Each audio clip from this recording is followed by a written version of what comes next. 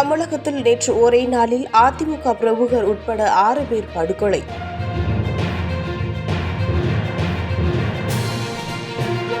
தமிழகம் முழுவதும் நேற்று ஒரே நாளில் தென்காசி மாவட்ட அதிமுக பிரமுகர் உட்பட 6 பேர் படுகொலை செய்யப்பட்டுள்ளனர். மதுபோதை காரணத்தினால் நடந்துள்ள இந்த கொலை சம்பவங்கள் சட்டம் ஒழுங்கை கேள்விக்குறியாக்கியுள்ளன. தமிழகத்தில் கடந்த சில ஆண்டுகளாக மது, கஞ்சா, போதை, கொலை குற்றங்கள் அதிகரித்துள்ளன. குறிப்பாக பகுஜன் சமாஜ் கட்சியின் மாநில தலைவராக இருந்த ஆம்ஸ்ட்ராங் கொலை உள்ளிட்ட அரசியல் கட்சி பிரமுகர்கள் சிலர் கொலை செய்யப்பட்டுள்ள சம்பவம் பெரும் பரபரப்பை ஏற்படுத்தியுள்ளது. ஆளும் கூட்டணி கட்சிகளே இந்த கொலை சம்பவங்களுக்கு கண்டனம் தெரிவித்து சட்டம் ஒழுங்கை காப்பாற்ற தீவிர நடவடிக்கை எடுக்க வேண்டும் என தமிழக அரசுக்கு அழுத்தம் கொடுத்துள்ளன.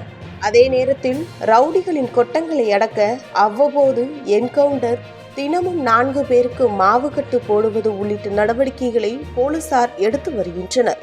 இருப்பினும் மதுபோதையிலும் கூலிப்படைகளாலும் நடக்கும் இந்த கொலைகள் குறைந்தபடி இல்லை.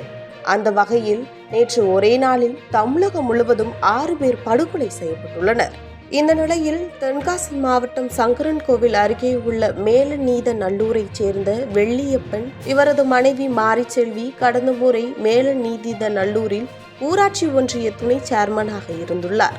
வெள்ளியப்பன் மேலநீதநல்லூரில் நேற்று காலை நடைபயிற்சியில் ஈடுபட்டுள்ளார். அப்போது அங்கு வந்த கும்பல் அவரை அரிவாளால் சரமாரியாக வெட்டி கொன்றது. இந்த சம்பவம் அறிந்து சம்பவ இடத்திற்கு விரைந்து வந்த போலீசார் வழக்கு பதிவு செய்து தீவிர விசாரணை மேற்கொண்டனர். இது தொடர்பாக தேடப்பட்டவர்களில் அதே ஊரைச் சேர்ந்த பாலமுருகன் என்பவரை மேலநீதநல்லூர் போலீசார் நேற்று மாலை கைது செய்தனர். இந்த கொலை காரணம் குறித்து விசாரணையும் நடத்தி வருகின்றனர்.